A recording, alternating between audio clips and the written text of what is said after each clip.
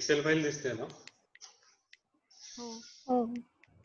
आता फक्त हे जे बघितलं ते एकदा समरी चार्ट फॉर्म मध्ये एकदा लिहून घ्या तुम्ही. कन्स्ट्रक्शन ऍक्टिव्हिटी नंतर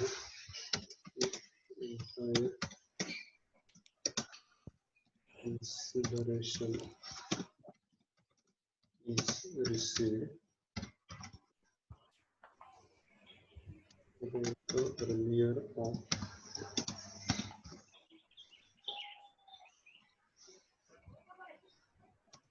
if entire consideration is received before thereof sorry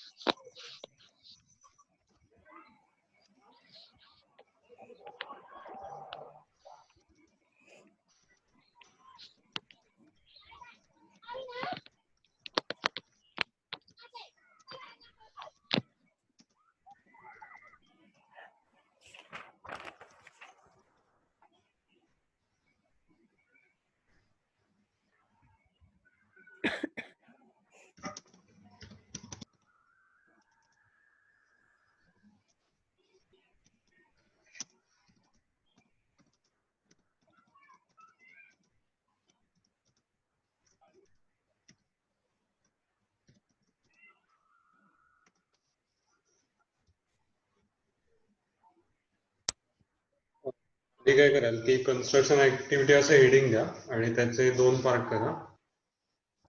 left साइडला काय द्यायचं if any consideration any part consideration is received before earlier of terms of completion certificate आणि फर्स्ट ऑक्युपेशन असं असेल तर काय it will be treated as supply of service.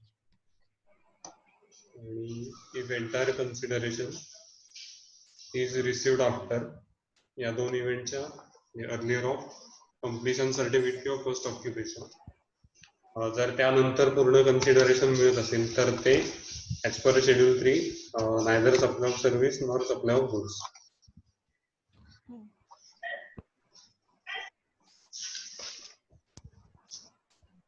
फक्त इथे construction activity as per schedule 2 लिहून ठेवा.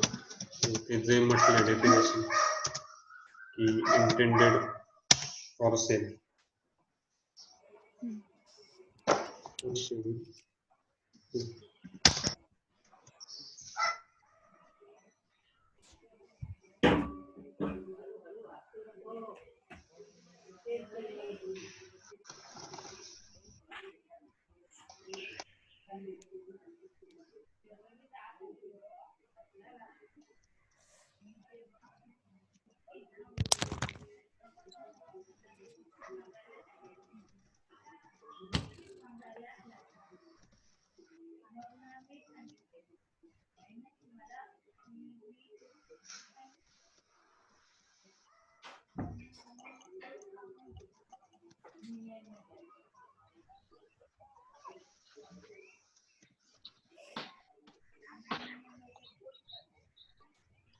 हा चार्ट झालाय पहिला.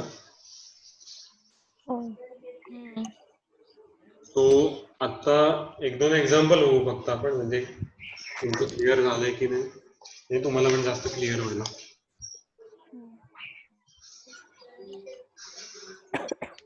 सो इथे पहिलं काय लिहाल तर टोटल कन्सिडरेशन लिहा की समजा 30 lakhs असेल, त्याच्यानंतर असं 3 कॉलम करा. इश्युअन्स ऑफ कम्प्लिशन सर्टिफिकेट, नंतर फर्स्ट ऑक्युपेशनची डेट आणि कन्सिडरेशन रिसिव्ड ऑन म्हणजे तारीख आणि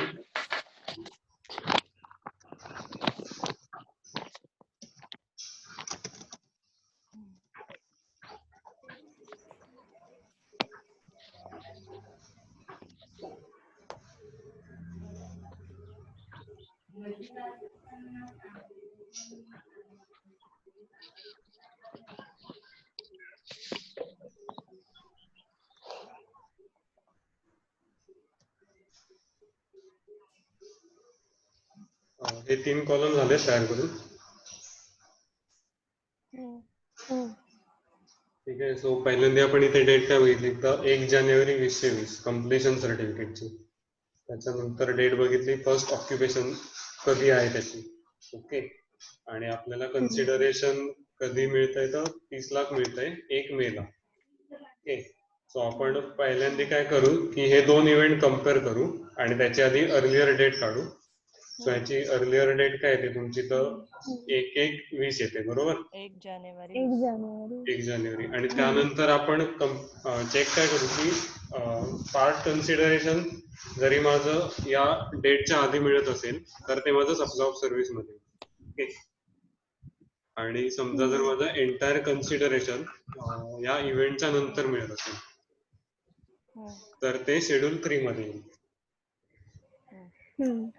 पण सर जर पार्ट कन्सिडरेशन सुद्धा या इव्हेंटच्या नंतर मिळालं तरी पण ते सप्लाय झालं ना. कन्सिडरेशन आता हे 30 लाख ऑन 1/5/20 आहे ना. इथे समजा 25 लाख ऑन 1/5/20 असतं तरी पण ते सप्लाय झालं असतं ना. नाही, सप्लाय नाही होणार. कारण काय आहे तर हे जे इव्हेंट आहेत त्याच्या आधी मला थोडं जरी कन्सिडरेशन मिळालं तर ते तुमचं सप्लाय ऑफ सर्व्हिस मध्ये येईल. अच्छा अच्छा. हा. Okay okay. हा.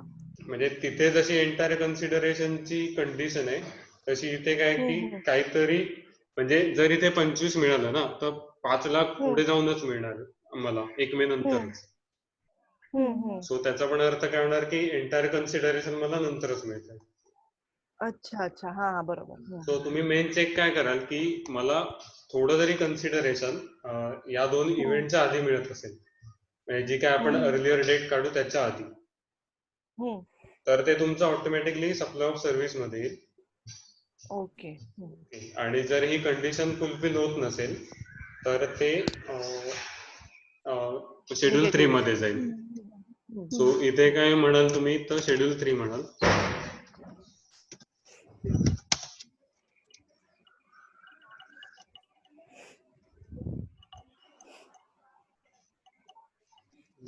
इथे इथे जर ऑक्युपेशन समजा आधी होते म्हणजे 1 ऑक्टोबर समजा 2019. ओके. आणि जर मला याच्यामध्येच एखादं पेमेंट मिळत रुपीज 5 lakhs ऑन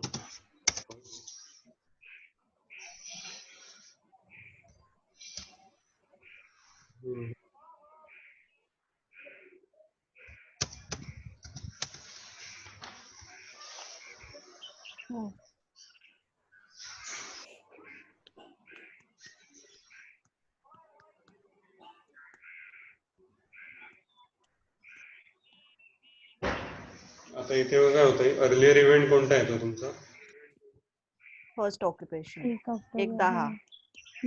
1/10/19 ना. आणि मला कन्सिडरेशन कधी मिळत आहे तर 1 नोव्हेंबर 19 ला. 11/19. Okay okay. म्हणजे हे पण कशाच्या अंडर येईल तर तुमच्या शेड्यूल 3 च्या अंडर येईल. आणि जर समजा एक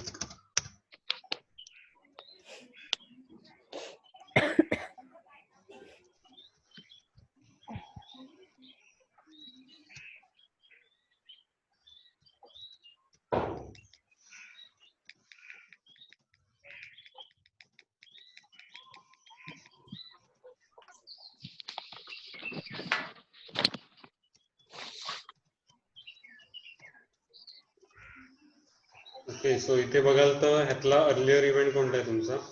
1/10/18. ऑक्टोबर. 18. आणि मला पार्ट कन्सिडरेशन बघा, म्हणजे 1 लाख जे आहे ते कधी मिळते तर 1 ऑगस्ट. बिफोर मिळालं. 1 ऑगस्ट.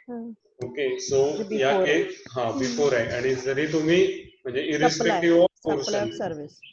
म्हणजे जरी फक्त 30 लाखापैकी 1 लाख जरी मिळत असतील, ओके, आणि त्यांनी डेफिनेशन मध्ये काय म्हटलंय की जर माझं एंटायर कन्सिडरेशन जर इव्हेंटच्या नंतर असेल तरच ते मी एक्सक्लूड करेन, निगेटिव्ह लिस्ट मध्ये टाकेन.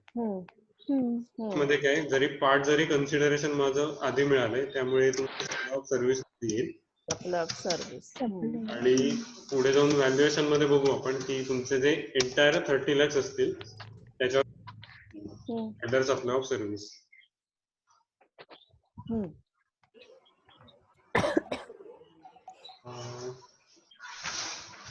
सो हा पॉइंट झालाय आता क्लिअर सगळ्यांना, म्हणजे कधी सप्लाय ऑफ सर्व्हिस मध्ये येईल आणि कधी शेड्यूल 3 मध्ये येईल.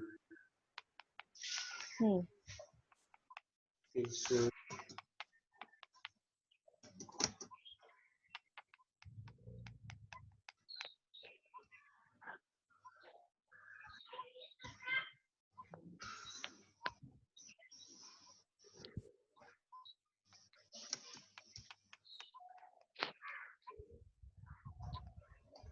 नोट्स दिसतात आता. सो हा मेनली झाला कन्स्ट्रक्शनच्या रिलेटेड. नंतर आपला पॉइंट कोणता आहे तर temporary transfer or permitting use or enjoyment of any intellectual property right. So इथे मेनली हायलाइट काय कराल तर टेम्पररी ट्रान्सफर आहे किंवा जस्ट परमिटिंग यूज आहे, म्हणजे इथे कुठे ट्रान्सफर वगैरे नाहीये. सो जर एखादं इंटेलेक्च्युअल प्रॉपर्टी राईट म्हणजे काय, कॉपीराईट असेल किंवा पेटंट, ट्रेडमार्क म्हणतो, सो ते जर मी टेम्पररी ट्रान्सफर करत असेल कोणाला किंवा जर यूज साठी वगैरे देत असेल तर ते तुमचे कशाच्या अंडर येतील तर supply of service. Supply of service. आणि जर परमनंट ट्रान्सफर असेल तर ते कशात येईल तर सप्लाय ऑफ गुड्स मध्ये येईल थोडक्यात तुमचं. गुड्स मध्ये. तर नेक्स्ट पॉइंट काय म्हटलंय, development, design, programming, customization, adaptation, upgradation, enhancement, implementation of IT software.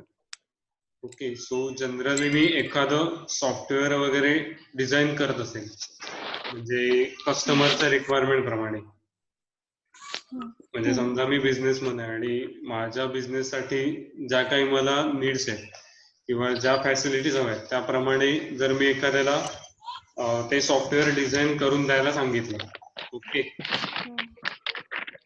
तर ते तुमचं कशामध्ये येतं तर ते सप्लाय ऑफ सर्व्हिस मध्ये येतं. ठीक आहे. आणि ह्याच्यात म्हणजे मेनली आता सर्व्हिस ऍक्टच्या मध्ये थोडं बायफर्केशन होतं, त्याच्या अंडर एक केस पण होती, म्हणजे माझ्या मते तरी तेच क्रायटेरिया जीएसटी ऍक्ट मध्ये पण अप्लाय होतील जरी ते स्पेसिफिकली दिलं नसेल. त्याच्यात मेनली डिफरन्शिएट कशात केलं होतं की जर एखादं मी सॉफ्टवेअर जर कस्टमरच्या नीड प्रमाणे डेव्हलप करत असेल, म्हणजे जर ते कस्टमाइज असेल, ओके, ते तुमचं सप्लाय ऑफ सर्व्हिस मध्ये येईल. आणि जर एखादं प्रीपॅक सॉफ्टवेअर असेल, म्हणजे जसं तुम्ही बघितलं तर टॅली वगैरे, टॅली हे सगळ्यांसाठी कॉमन असतं, ओके, आणि जर मी एखाद्याकडून टॅली हे परचेस करत असेल, टॅली सॉफ्टवेअर थोडक्यात, ओके, तर ते तुमचं कशात येईल तर सप्लाय ऑफ गुड्स मध्ये येईल. ओके, आणि समजा असंच टॅली सॉफ्टवेअर च्या केसमध्येच एक्झाम्पल घ्या की टॅली हे प्रीपॅक सॉफ्टवेअर किंवा म्हणजे सगळ्यांसाठी कॉमन असं सॉफ्टवेअर, आणि जर त्या रिलेटेड ते सेल न करता मी जर फक्त त्याचा लायसन्स घेत असेल, म्हणजे थोडक्यात काय जर टेम्पररी ट्रान्सफर करत असेल, ओके, म्हणजे जर 1 वर्षासाठी मी त्याची फक्त लायसन्स फी वगैरे घेत असेल तर ते तुमचं कशात येईल तर सप्लाय ऑफ सर्व्हिस मध्ये येईल. एक काम करा, एक तुम्ही एक चार्ट तयार करा.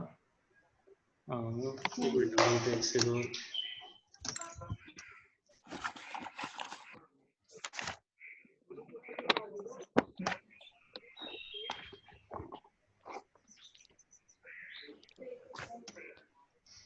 इथे म्हणा की सॉफ्टवेअर सर्व्हिस म्हणू शकता इथे तुम्ही, सॉरी, किंवा डेव्हलपमेंट ऑफ सॉफ्टवेअर. एक्सेल दिसते ना सगळ्यांना? डेव्हलपमेंट ऑफ सॉफ्टवेअर, त्याच्या लेफ्ट साइडला पहिला पार्ट येईल, as per the need of customer.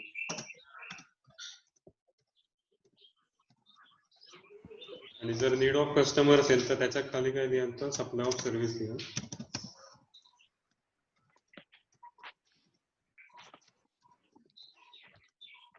Right hand साइडला लिहा की प्रीपॅक्ड सॉफ्टवेअर.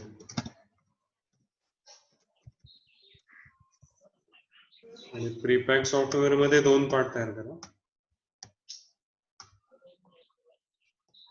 त्याच्यात एक असेल सेल ऑफ पॅक सॉफ्टवेअर.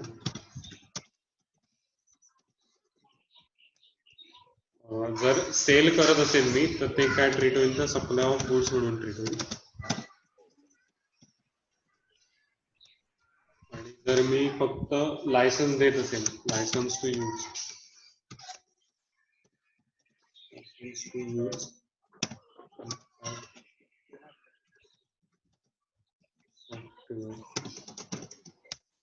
तर ते तुमचं कशात येईल, तर सप्लाय ऑफ सर्व्हिस. कारण तुम्ही बघितलं तर लायसन हे फक्त फॉर अ शॉर्ट टेन्युअर वगैरे असतं. सो ते त्यामुळे सप्लाय ऑफ सर्व्हिस मध्ये. सो ह्याच्यात मेनली काय, जर as per need of customer एखादं सॉफ्टवेअर मी डेव्हलप करत असेल तर ते तुमचं येईल सप्लाय ऑफ सर्व्हिस मध्ये. आणि जर टॅली सारखं एखादं कॉमनली यूज सॉफ्टवेअर असेल, त्याला आपण काय म्हणतो, तर प्रीपॅक सॉफ्टवेअर, जर ते सेल करत असेल मी, ओके, म्हणजे परमनंट ट्रान्सफर असेल, तर ते तुमचं येईल सप्लाय ऑफ गुड्स मध्ये. आणि जस्ट मी त्याचा लायसन्स देत असेल म्हणजे फॉर शॉर्ट पिरियड, तर ते तुमचं कसं येईल, सप्लाय ऑफ सर्व्हिस मध्ये.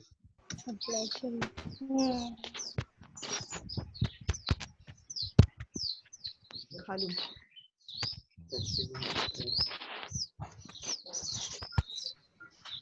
नेक्स्ट पॉइंट बघा काय म्हटलंय की agreeing or obligation to refrain from an act or to tolerate an act or a situation or to do an act. Okay, so या ज्या प्रकारच्या काही ऍक्टिव्हिटीज असतील, म्हणजे टॉलरेटिंग किंवा रिफ्रेनिंग फ्रॉम समथिंग, तर या कशात येतील, तर सप्लाय ऑफ सर्व्हिस मध्ये येतील. आता त्याची एक्झाम्पल बघा काय काय म्हटलंय. पहिलं काय म्हटलंय, तर केबल ऑपरेटर म्हटलंय. Sakaram has entered into an agreement with cable operator Atmaram that Sakaram will not provide cable connection in the specified areas where Atmaram is providing the connection. म्हणजे हे थोडक्यात काय तर म्हणजे रिफ्रेन जे म्हणतो आपण, ऍक्ट टू रिफ्रेन किंवा ऑब्लिगेशन टू रिफ्रेन, ते येईल थोडक्यात. So non compete agreement constitute supply of service. नंतर काय तर late delivery charges recovered from supplier for non fulfilment of contract within stipulated time. So हे लेट डिलिव्हरी वगैरे charges असतात, ते जनरली म्हणजे कशाच्या अगेन्स्ट असतात, तर to tolerate an act. Okay, त्याच्यानंतर notice pay recovered from employee for leaving a job before agreed period of notice for living a job. म्हणजे जर एखाद्याकडून एम्प्लॉई कडून जर मी नोटीस पे घेत असेल, ओके, सो ते पण कशाच्या अंडर येईल तुमचं, तर टॉलरेटिंग एन ऍक्ट, म्हणजे त्याच्या अगेन्स्ट ते कन्सिडरेशन मिळत आहे. आणि सो ते पण, ते ट्रान्झॅक्शन पण कशात येईल, तर सप्लाय ऑफ सर्व्हिस मध्ये.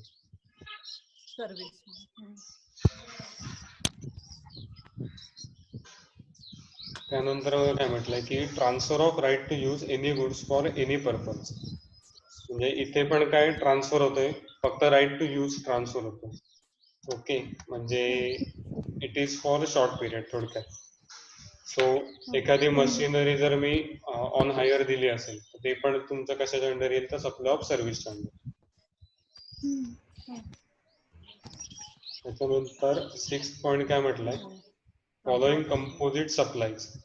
त्याच्यात कोणते कोणते म्हटले तर वर्क्स कॉन्ट्रॅक्ट सर्व्हिस. आता वर्क्स कॉन्ट्रॅक्ट डेफिनेशन बघा काय दिले. Works contract means a contract for building, construction, fabrication, completion, erection, installation, fitting out, improvement, modification, repair, maintenance, renovation, alteration, or commissioning of any immovable property, wherein transfer of property in goods, whether as goods or in some other involved in the execution of such contract. So works contract काय म्हणून define केले तर त्याच्यात कोणत्या कोणत्या activities येतात तर एक तर कन्स्ट्रक्शन येतं, तर इन्स्टॉलेशन येतं, किंवा जर रिपेअरिंग ऍक्टिव्हिटी असेल किंवा मेंटेनन्स ऍक्टिव्हिटी असेल. ओके. आणि हे एक हायलाइट करा, इथे म्हटलंय की इमोवल प्रॉपर्टी म्हटलंय, म्हणजे रिलेटेड कधी इमोवल प्रॉपर्टी असेल. ओके. आणि वर्क्स कॉन्ट्रॅक्ट मी कधी म्हणतो की जर त्या सर्व्हिस मध्ये जर गुड्स पण इन्व्हॉल्व असतील ते वर्क्स कॉन्ट्रॅक्ट म्हणून ट्रीट होतं थोडक्यात. तुम्ही बघितलं की एखादा मोबाईल टॉवर असेल तर मोबाईल टॉवर ही थोडक्यात काय तर इमोवल प्रॉपर्टी, आणि त्याच्या इन्स्टॉलेशन मध्ये कोणते गुड्स वगैरे ट्रान्सफर होत असतील, म्हणजे कोणते स्पेअर पार्ट्स किंवा अजून काय असतील ते. ओके. सो ते तुमचं कशात येईल तर वर्क्स कॉन्ट्रॅक्ट मध्ये. सो वर्क्स कॉन्ट्रॅक्ट साठी क्रायटेरिया काय आहेत, इमोवल प्रॉपर्टी असली पाहिजे ती. प्रॉपर्टी. ओके. आणि नेक्स्ट काय तर transfer of property in goods पण असलं पाहिजे त्याच्यात. ओके. म्हणजे रिपेअरिंग सर्व्हिस मध्ये किंवा कन्स्ट्रक्शन मध्ये आपण जनरली बघतो की काही स्पेअर पार्ट्स वगैरे पण त्याचा पण सप्लाय इन्व्हॉल्व असतो. ओके. सो अशा ऍक्टिव्हिटीज कशाच्या अंडर क्लासिफाय होतील तर सप्लाय ऑफ सर्व्हिसच्या अंडर. आणि नेक्स्ट पॉईंट कोणता कव्हर केलाय तर सप्लाय बाय वे ऑफ और as a part of any service or in any other manner whatsoever of goods being food or any other article for human consumption or any drink. Okay. म्हणजे हे बघाल तर थोडक्यात कोणती service आहे तर restaurant service आहे. ओके. रेस्टॉरंट मध्ये जनरली मेन पार्ट कसला असतो तो सर्व्हिसचा असतो, बरोबर. आणि त्याच्यामध्ये फूड वगैरे इन्क्लूड असल्यामुळे त्याच्यात पण काय म्हणजे गुड्स इन्क्लूड असतात. सो कोणते गुड्स म्हटले तर being food or any other article for human consumption. ही तुमची कोणती आहे तर रेस्टॉरंट सर्व्हिस आहे. सो रेस्टॉरंट सर्व्हिस ही पण आहे ती कशाच्या अंडर येईल तर सप्लाय ऑफ सर्व्हिसच्या अंडर येईल. आणि नेक्स्ट पॉइंट काय म्हटलंय, supply of goods by an unincorporated association or body of persons to a member thereof for cash, deferred payment or other valuable consideration. म्हणजे आपण जसं क्लब वगैरे बघितला आधी पण. ओके. आणि सो त्यांच्याकडून जर मेंबर्सना सप्लाय ऑफ गुड्स होत असेल, ओके, आणि फॉर कन्सिडरेशन होत असेल तर ते तुमचं काय म्हणून ट्रीट होईल तर ते सप्लाय ऑफ सर्व्हिस म्हणून नाही ट्रीट होणार तर सप्लाय ऑफ गुड्स म्हणून ट्रीट होईल. म्हणजे इथे क्लिअरली दिलेलंच आहे की सप्लाय ऑफ गुड्स असेल तरच. सो इथे फक्त सप्लाय ऑफ गुड्सला हायलाइट करा. सो इथे बघा एक्झाम्पल दिलंय, resident welfare association of Sanskriti society supplies air conditioners to its members at a concessional price. So इथे एअर कंडिशनर हे कशात येतात तर गुड्सच्या कॅटेगरीमध्ये येतात. गुड्स मध्ये. ओके. सो ते तुमचं क्लासिफाय कशाच्या अंडर होईल तर सप्लाय ऑफ गुड्सच्या अंडर. सो हे आपलं इथे शेड्यूल 2 कम्प्लीट होत आहे. म्हणजे शेड्यूल 2 मध्ये आपण मेनली काय बघितलं तर सप्लाय ऑफ गुड्स कुठे ट्रीट होतो आणि सप्लाय ऑफ सर्व्हिस कुठे ट्रीट होतो. सो ह्याच्यात काय डाऊट आहेत कोणाला? नाही. आपण रिवाइज करू परत एकदा कोणत्या कोणत्या ट्रान्झॅक्शन इन्क्लूड होतात. फक्त आज एकदा तुम्ही वाचा हे, म्हणजे ह्याच्यात काही अडलं वगैरे असेल तुम्हाला कोणता पॉईंट तर मग तुम्ही विचारू शकता. उद्या डिस्कस. हा चालेल. म्हणजे मेनली आपण टार्गेट ठेवू की उद्या सप्लाय टॉपिक कम्प्लीट होईल. आता पुढे जाऊन बघितलं तर ह्याच्यात निगेटिव्ह लिस्ट आहे. म्हणजे राहिलाय काय तर एक निगेटिव्ह लिस्टचा पार्ट राहिलाय आणि हा कंपोजिट अँड मिक्स composite सप्लायची आणि mix supply ना? डेफिनेशन हा म्हणजे हम्म, मोस्टली उद्या सप्लायचा टॉपिक कम्प्लीट होईल हम्म, हम्म. उद्या पण मग 4 वाजता 4 वाजताच ना उद्या पण? हा 4 ते 6 हो. हम्म, ओके चालेल. चालेल ठीक आहे बाय बाय हा थँक्यू. येस हा bye. लाईट लाव हम्म. आज जोरदार दिले. आवाज येतो का?